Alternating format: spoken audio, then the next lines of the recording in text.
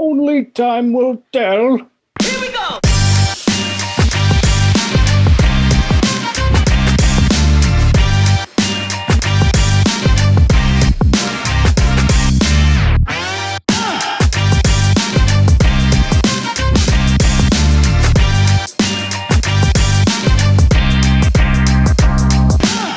You're listening to the Leafs Power Dump, April 11th edition, episode 13.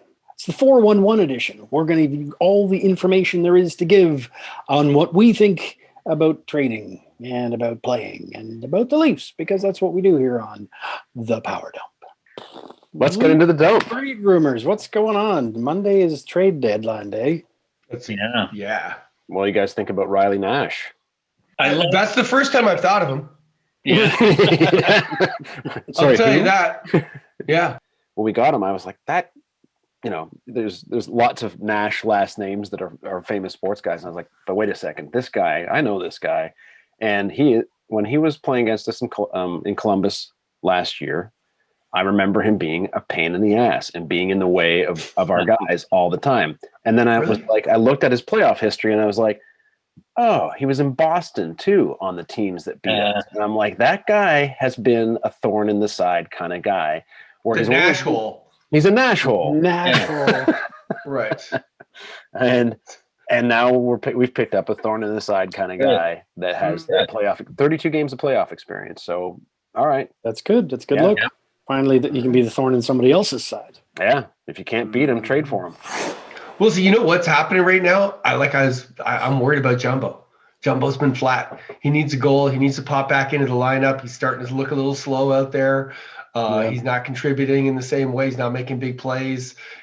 As he's moving down the lineup, he's actually affecting the lines that he's playing on as well too. So I don't know what they got to do to kind of get him back up and get him going. Yeah. So a guy like Riley Nash will come in and just kind of sneak in and knock him further down. He's not a utility player. He's not the kind of guy that's going to play a penalty kill or even power play at this point right now. So he's got to get himself going.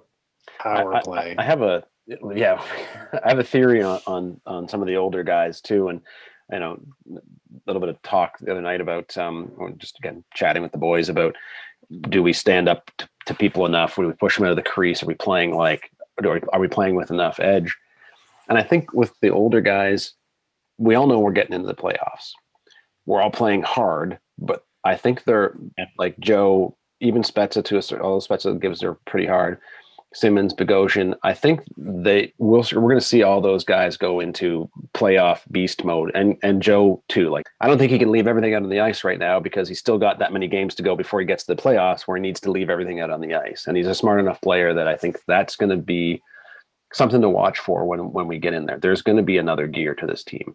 And I bet you we see Joe, third line or not, all of a sudden a lot more body, a lot more, I don't know, maybe some more quickness, just kind of leaving it all out there. And he and Spezza, this is their last best chance, right?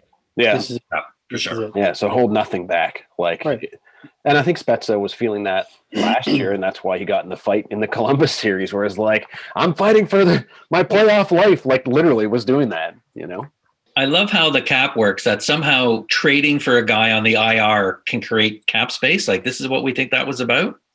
I mean, depth, obviously, for the playoffs, right? Like, he'll be off the IR, hopefully. Yeah. He can quarantine while he's on the IR. It's no different. Yeah. It was actually kind of smart that way. And none of his salary affects us or anything like that. So they're getting a real depth guy without having to, use up any cap space, I guess, and however they manipulate it. And Freddie's on they put Freddie on the LTIR too, right? So apparently they have something between like $5 and $7 million of cap space. I've heard different mix. Yeah, well, if you factor Freddie and Nash, it comes out to like 6.4 or something. Yeah. According to Elliot Friedman. I don't understand this shit at all. So shout out to Elliot Friedman's hair that is approaching beard levels now. I know. No, he's listening to some Max L tapes. God bless him. Love him. I don't know what's going on with that. Totally. No, really. Hey. Some early Foreigner. It often does feel like the first time. Oh, there you go. Okay, so Riley Nash, we got this guy. You know what? This is what happens though. Sometimes you get a guy like this and you shrug your shoulders about him. And then I gotta say, let's bring it up. Galchenyuk is looking fantastic on the big line. You know, Mhm. he's a bigger guy, a bigger body than I thought he was.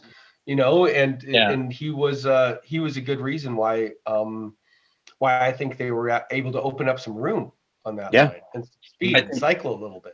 I think his biggest impact too is that we can now put Hyman with Tavares. Yeah. That line looked great. Yeah, that's true. So you take a guy like this that you think, you know what I mean, is otherwise Galchenyuk. Oh, okay, you know, he's a throwaway by other teams. But on both lines, like he's fit in when he played with Tavares, Nylander, like that line seemed to get going. And it's like, is Galchenyuk a catalyst player now? Is that what he is? Like you put him up with the other guys, and like if you can swap him and Hyman around, that's great. You watch his enthusiasm and his speed. I mean, like you say, Paul, coupled with his size, he's a force. He's opening up space. He's moving people out of his way. He's moving people into other people's ways. The only thing I'm getting tired of is hearing, former Ottawa Senator, former Montreal Canadian, former. Yeah, he's a Leaf now. Who did he play for? Yeah, totally. Carolina. Yeah. Somehow went back in time, played for Hartford. It was weird. It's a very interesting story, future boy. The Hartford Waybacks. Yeah. He's ours now. We own Galchenyuk. Yes. With Hyman, just come up and watching the game on Zoom with a couple of buddies last night.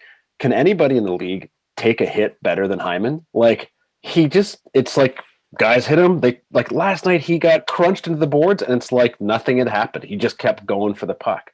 However he does it, like he almost always jumps up. Yeah, he's absorbing. And he ends up taking the hit, like free floating against the boards. Yeah. And then he lands and just skates away. Yeah, I think that might be his technique that keeps him going. Some guys get hit a lot. Kerfoot gets hit a lot. Yeah. Puts himself in position to get hit. Old Gary Volk style. Gary used to get hit a lot too. So, Gary Volk. Yeah. There's just keeping your head up or leaving yourself in position. Both those guys, Kerfoot and Hyman, will put themselves in position to get hit to make a play. That's a big thing too. They'll go into the dangerous places to get the puck where you're going to get hit. So, and the other thing too is they throw a lot of body as well too. So they just, I guess, run a physical game on a positive and a negative side of things. Galchenyuk kind of looks like that too, right? Like that's what I was not expecting out of his game from everything. I never saw him that way so much before. No, and I was like, wow, that guy's way more physical than I was expecting him to be, and that's great. Poor guy, he should have had a few by now too, but he did get one, right? He got one. Wasn't that a prediction? Yeah, he got one too. Oh, listen, Rascal was doing pretty well, I think, when we talked to him. We got to check in and see how he did do. What he says brings a lot of weight to what comes after. Well, you know what? Let's see what's up with the guy. Hey, boys, what a week, huh? Oh, man, congrats to the soup. 11 games in a row. That's amazing. He's better than Gary Price. We all knew that, though, right? Like, haha, of course he is. He's a Maple Leaf. Okay, also, congrats to Big Pappy. Big Pappy, man, 31 goals. He's a beast. He's a total beast. I used to wrestle a guy named the Beast. At least I think he was a guy. I'm not sure. He might not have been a man. He kind of smelled like rutabaga and old running shoes. And man, he was tough to beat. I never won. It was crazy. Okay, let's see. Last week's predictions, man, I was right. 3-0. We went 3-0. That was so good. And I said we would. And I also said the old guys would score. And guess what? They did. Simmons, he got a goal. And Spezza got a goal just to start off. It's amazing. So good. I love those guys. They're great. Okay, we're going to go 3-1 this week. And you know what? Oh, this is a good one. Hutch is going to shut out the Habs. Oh, yeah, he's going to play into a back-to-back. He's going to shut him out. I love it. Third string goalie beat the Habs. Okay, and my other prediction, the long-standing one, Bogo. Bogo's finally going to get that goal. Come on, Bogo, you can do it. We know you can. We love you, man. Oh, by the way, guys, you know where I am? I'm in Port Huron, Michigan. That's Campbell Soup's hometown. His hometown, man. I came here to visit and tribute. It's amazing. You can see there's a statue over here. They're going to replace that with Jack Campbell. They should, Okay, boys, gotta go. Love you guys. See you soon. Yeah. How does he get around so much during these times? Like he must have some quarantine pass. Or something. I don't know. He's violating some state. He's always wearing a mask. Yes. It's not the right kind of true. mask. So. True. Yeah, his predictions, they've been doing pretty well lately. We'll see what happens. That was bold. Yeah, here's a prediction. Austin Matthews is going to score a lot. 31 goals. Guys, let's talk about that. Can he get to 50? He's on 31 goals in 38 games. 3 last night. You said 15 or 16 games left? Or 19? 15 they've got Yeah. left. My question is, how long was his slide? Yeah. Like, how many games did he not score? Like, he was off 7. a certain amount of games, then he came back and had a rough time. So he hadn't scored in 7 that he played, or I think it including was some of the 7 games he games that missed? I think it was 7 games he played that he didn't get one. It was 6 It or was It felt so. like 10. Well, maybe with the days off or the Yeah. missed Yeah, with the games. games missed. Yeah. So you're thinking other players had 10 games to catch up to him. Close to it, yeah. Yeah. Yeah. And now he's 8 goals ahead of the next nearest guy again. Jesus. Looking Yeah. at you, McDoofus. Amazing. Mm. Well, if McDavid could keep from being suspended all the time. Or shut out. Man, last night Calgary 5-0 over Edmonton. Oh, really? Yeah. How yeah. did that make out? So 5-0. They did 5-0 as well. Like, but what's with what is with Ottawa? How do they play Ottawa's a that good way? team. They get thrown like 9-0 against Edmonton, just humped every game, and against us, that's like they're playing insane, out of their They minds. bring it. Yeah, they do bring it. They're going to be, I told you guys last night, like in 2 or 3 years from now, they're going to be a serious team for sure. Yeah. Connor Brown. Let's go back to our little Connor Brown guy. Yeah. Connor Brown, free Connor Brown. 7. He set a Senators franchise record for goal scoring streak of 7 games. Yeah, beats Really? What about Carlson? Yeah, Like, Carlson never did that? Or Alfredson. That was the thing we were Alfredson. we were joking about, is that 6 games was the longest goal streak in the franchise history. Like, really? Come on now. All those different players with better years than that. That's all you had. I know.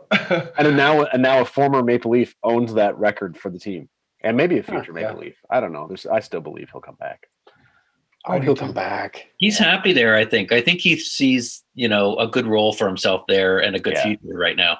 Yeah, And I like the way that the guys got, like, they really wanted that game for Campbell, Mhm. right? They knew that there was a record that was on the line. And when those quick goals got scored, you could see that they didn't get freaked out. They got pissed off. You know Yeah, what I kinda mean? like, And when "Oh." Marner celebrated after his goal, that was a releasing of, like, fuck these guys. Like, we don't do that. You know what I mean? Like, no. And they showed just oh my God, there was that passing play that ended up going to Matthews on the side of the net, and just the skill that they can unleash Gorgeous. is pretty exciting. Yeah. yeah. Greatest goalie in the history of the NHL. For the first You said it. You heard it here first. For the first I 11 didn't games. say it. It ain't me. It's It's just a fact. statistics. It's a Yeah. fact. Math said it. Yeah. Math said it best It's a when bit it said of a 11 weird wins in a one row. to start the season. I know. And here it is, April. I know. So it's a bigger accomplishment because it's the perceived backup. Yeah. Like those other Yeah. guys were highly paid, highly skilled, peak of their career. Greatest goalie in the world. Yeah. Not anymore. I know. So, Cheap at twice the price. I don't know. Team Canada's up in the stands looking at the teams, taking notes. Who are we going to have in net? You can't get Campbell. He's American. Now Oh, we're shit, getting- that's right. Right? Yeah. That sucks. We're playing against Jack Campbell as the American goalie. Oh, Oh, forbidden fruit. Seeing the Matthews Marner line, seeing that magic reappear, it was like, oh. And Matthews' shot is very clearly, His wrist Back is healed. I think. on It's an point. automatic, Yeah. almost. yeah. Yeah. It's back to, again, before he hurt himself, it was like, oh, you just expect. If it's on his blade, he's shooting it. doesn't he have a new stick? Like about Yeah. 10 games ago or so, he introduced a new stick. It's a custom CCM Austin Matthews stick. Yep. But there was Skyline. there was a couple of times this week where the puck was getting to him, and it was like, you're already starting to celebrate, because it was just like, oh, he's in that spot where it's probably Yeah. going in. Like, Yeah, the ref's got his hand halfway. Yeah, Well, exactly. that's the thing again. It He's went back like- to that. Like, Oh. yeah. Whereas, 2 weeks ago, it was the wrist probably was off, and it was lots of posts and just wide Yeah. and all that sort of stuff. Imagine if those posts had gone in and stuff. Like, he'd be at 40 something goals or 40 It's just goals. a Probably. fraction of an angle too, right? Like the way he's Yeah, hitting like- it so fine. Yeah. Speaking of hands, I'm not sure what to do with my hands. how about the Simmons with the on the ground Oh, spin, like, yeah. that was Dude, great. let's stick on the ice, the Yep. entire stick on the ice. Yeah. Think of it off the shaft between his I know. gloves. Like, it was Front of the net, stick on the ice, all the rules, man. Yeah. All the rules. Bogo's played more games than I think anybody thought he was going to play, right? Yeah, and just doing it right. I was going to, I don't know if they track this statistic, but the percentage of brain farts on our board way down this year, right? Yeah, exactly. Oh yeah. There's a graph out there. There's some weird chart out there. There's like none. Like when the team scores, it's generally either a broken play or a good play. That shorty they got with that problem that it was Riley that got confused on the blue line and the puck got tipped out do I stay or do I go? Yeah. The Riley Marner thing though too, because I watched that play a couple times and Marner sort of hesitates as well, and it's like, well, the puck's going to Riley, you kind of need to do your cover him a little bit. Like I think there's just communication breakdown, which is actually right. You got to circle towards the boards. That's what Riley should have done. He went to the center of the ice. Yeah, you're right. It reminds me of there was a Spezza Riley one on a power play last year where almost the same thing happened. They both kind of like and it was like they got in each other's way, and next thing you know, and the shorty always gets scored. Then it's not like he was going to go down and miss the net or something. It's like, that's happening. Yeah, I felt it. Yeah. As soon as he stepped across the blue line, oh well, here we go. Damn it! I'm not even upset that Campbell didn't stop it. It was like, yeah, what are you gonna do? Yeah. I sure wish they could figure out their power play. Although, if you have to have an Achilles heel, if like that's part of the balanced equation of a team, that there's always one place that's just not really working out. Power play is not a bad place to have it. Like you said, Paul, it's a pretty low percentage of your entire game picture. Like having a great power play and having everything else suck isn't going to win you a playoffs. It can be a game changer, though. That's the thing. Like you need to take advantage of those advantages to put the nail in the coffin or those types of things. And who knows what's going on? Maybe they are keeping it under wraps. Maybe they're secretly great. They're just, exactly. They've got a whole other system where they don't do seven drop passes. Exactly. Yeah, it's a rope the first game, and it's like this crazy 5-person dump and chase thing that they just smack. I'm like, what the hell? Why was that not happening?